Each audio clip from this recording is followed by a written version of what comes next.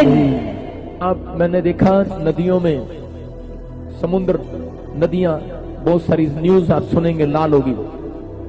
अबलाबाश की लेटेस्ट तस्वीरें हैं 2022 की।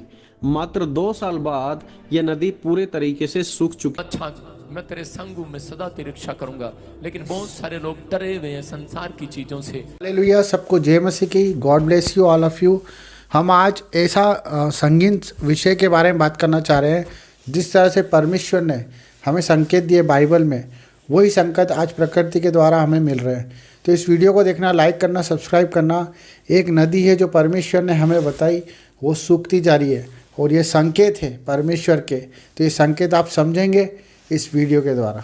यूफ्रेटिक्स रिवर जो कि सन 2020 में कुछ ऐसी दिखती थी, अच्छा खासा पानी का लेवल था, और अब देखिए ये उसी यूफ्रेटिक्स रिवर की लेटेस्ट तस्वीरें हैं 2022 की। मात्र 2 साल बाद ये नदी पूरे तरीके से सूख चुकी है। आप देखिए यूफ्रेटिक्स रिवर 2020 में और फिर 2022 में कि कैसे ये बिल्कुल अलग दिख रहे हैं। यूफ्रेटिक्स रिवर को हिंदी में फरात नदी के नाम से भी जाना जाता है, और खासकर बाइबल में हम इसके बारे में पढ़ते हैं। का हाथ रहेगा यीशु मसीह का। आमीन। अब मैंने देखा नदियों में, समुद्र, नदियां, बहुत सारी न्यूज आप सुनेंगे लाल होगी। अबलाबा शबलाबा बलाबा शबलाबा, होली स्पिरिट। और इसी समय पवित्र आत्मा ने मेरे को कहा कि 3 देश गुस्से में आएंगे, रूस, यूएसए और चाइना गुस्से में लाल हो जाएंगे, और अफगानिस्तान और तालिबान पाकिस्तान को काटेंगे सांप बन के। और ऐसा होगा 2022 में। जिस रिश्तेदार पर, जिस परिवार पर आप भरोसा करते हैं, वही 2022 में आपको काटेगा। आपको नहीं, उन लोगों को जो प्रार्थना पे भरोसा नहीं रखते। आपको समझना है, बहुत सारा टाइम चेंज होगा। बहुत सारे लोग, साइंटिस्ट कोशिश करेंगे, वैज्ञानिक कोशिश करेंगे, डॉक्टर कोशिश करेंगे, लेकिन खोज नहीं पूरी होगी।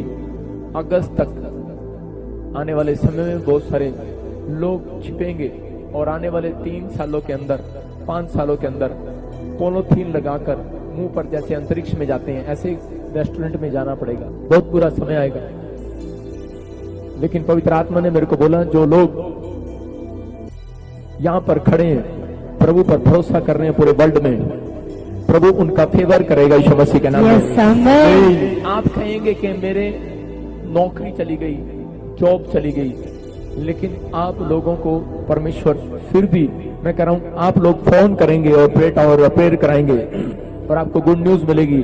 आपके घर में लॉकडाउन में भी, लॉकडाउन पूरा नहीं होगा, अगर 5 से सुबह 5 बजे तक का है, तो भी आपके घर में 4 लोग कमाने वाले होंगे यीशु मसीह के नाम से। यूएसए का डॉलर गिर जाएगा, बाहर की फॉरेन की करेंसियां गिर जाएंगी। जो लोग बाहर रहते हैं फॉरेन छोड़ने का फैसला करेंगे। भारत में जितनी फैक्ट्री हैं वो बर्बाद नहीं होंगी, बढ़ेंगी यीशु मसीह के नाम से। भारत में कंपनियां बढ़ेंगी, क्योंकि ये मेरी प्रार्थना थी कि परमेश्वर भारत पर दया करना, क्योंकि बाइबल बोलती है जहां प्रॉफिट होता है उस स्थान पर परमेश्वर दया जरूर करता है। इसलिए मैं 2 साल से बोल रहा हूं, अगर किसी को भी, चाहे गवर्नमेंट हो, चाहे कोई पूरे वर्ल्ड की गवर्नमेंट हो, अगर वो सोच रही हो कि मेरी प्रार्थना में दम नहीं है, मैंने 2020 में भी कहा था, 21 में भी कहा था, अगर लगता है किसी को कि मेरी प्रार्थना देखना 3-4 महीने क्या होगा, लेकिन हम अपने देश के लिए प्रार्थना करते हैं। इसलिए प्रभु ने मेरे को कहा, तुम्हारा देश बहुत देशों से सुरक्षित रहेगा यीशु मसीह के नाम से। आप सुनेंगे बहुत बड़ी बेदारी आएगी यीशु मसीह के नाम में। आमीन। सोना चांदी संभाल कर रखना, उसमें इन्वेस्टमेंट करना।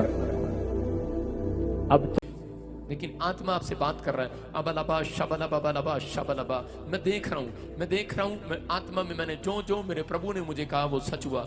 आप सुनेंगे कि आप ऐसे बाहर के देशों में भी, आपने सुना भी होगा, पवित्र आत्मा ने कहा था, और अभी भी होते देखेंगे, ऑस्ट्रेलिया पर, बांग्लादेश पर आप कुछ सुनामी, लहरें, भूकंप, कुछ ऐसी प्रॉब्लम्स आते देखेंगे। आप अब से लेकर 2023 के फरवरी मार्च तक कुछ ऐसा प्रॉब्लम्स आते देखेंगे।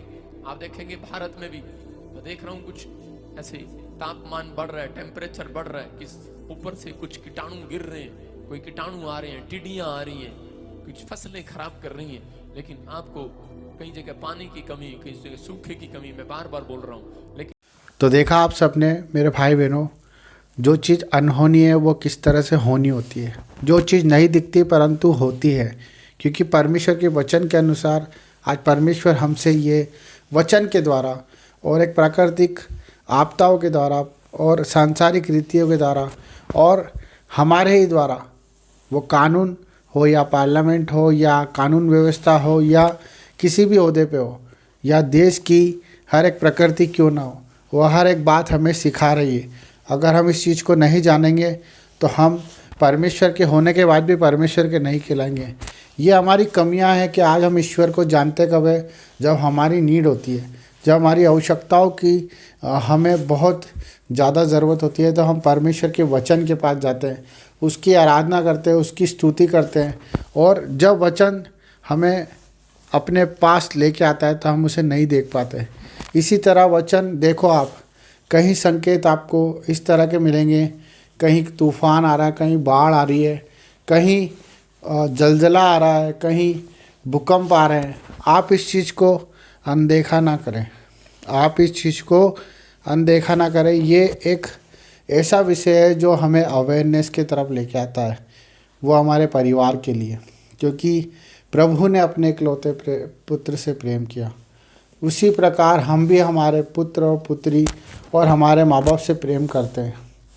क्यों करते हैं? क्योंकि वो रीति उसने सिखाई है और हम उसके लिए कुछ भी करने को तैयार हो जाते हैं। उसी प्रकार परमेश्वर भी अपने एक पुत्र के वादे के लिए सब कुछ कर सकता है। आप जान के अनजान ना बने, आप अनदेखा करते हैं मेरे भाई बहनों। कोई आपसे मांगता है तो आप नहीं देते हो, कोई आपको पुकारता है तो आप नहीं जाते हो। आप क्यों ऐसा जीवन जी रहे हो? जबकि परमेश्वर के सिग्नल यही है कि जो परेशानियाँ आती है उसके पीछे परमेश्वर खड़े होते हैं। पर जो परेशानियों को देख के परमेश्वर को भूल जाता है, परमेश्वर भी उसे भूल जाता है। मेरे भाई बहनों, आज हम बहुत से भाई उन दुख उठा रहे हैं जो शरीर की पीड़ाओं में, पारिवारिक पीड़ाओं में, कर्जों में हैं, जो आज एहसान तले दबे हुए हैं, जो बोझ तले दबे हुए हैं, जो आज हिम्मत नहीं जुटा पा रहे, जो आज अपने परिवार को नहीं चला पा रहे। ये सब बातें प्रकृति के रूप में हमें सिग्नल देती है, जो परमेश्वर के वचन के द्वारा हमें, जिस तरह से एक पुलिस वाला आराधना करता है, जिस तरह से एक पार्लियामेंट के अंदर चीख चीख कर एक संविधान के लेकर, एक संविधान को लेकर, एक न्याय को लेकर परमेश्वर की जीविता का प्रमाण देता है। और इसी तरह परमेश्वर की प्रकृति भी उस चीज़ का प्रमाण देती है। जब नदी नाले सूख जाते हैं, जब आकाश काला हो जाता है और चंद्र ग्रहण होता है और सूर्य उदय होता है और पंछी आकाश में इधर से उधर होते हैं, जिन पे कोई बंधन नहीं है, जिन पे कोई बंधन नहीं है, वो कोई देश को नहीं जानते, वो कोई जात नहीं जानते, कोई समाज नहीं जानते, वो सिर्फ परमेश्वर की हमें सिग्नल देते हैं, वो परमेश्वर की क्रियाओं को हमें समझाते हैं। पर हम भूल जाते हैं कि हम इस सृष्टि में ईश्वर के भरोसे आए हैं। हम परमेश्वर के रूप में, उसके समानता के तरह हम इस सृष्टि में आए हैं। हम जिस दिन अपनी फ़िक्र करना छोड़ देंगे, जिस दिन हम दूसरों की फ़िक्र करना शुरू कर देंगे, उस दिन आपको परमेश्वर की हर एक बात सुनाई भी देगी और दिखाई भी देगी।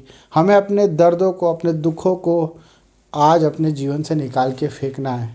हमें उनका महत्व ख़त्म करना है।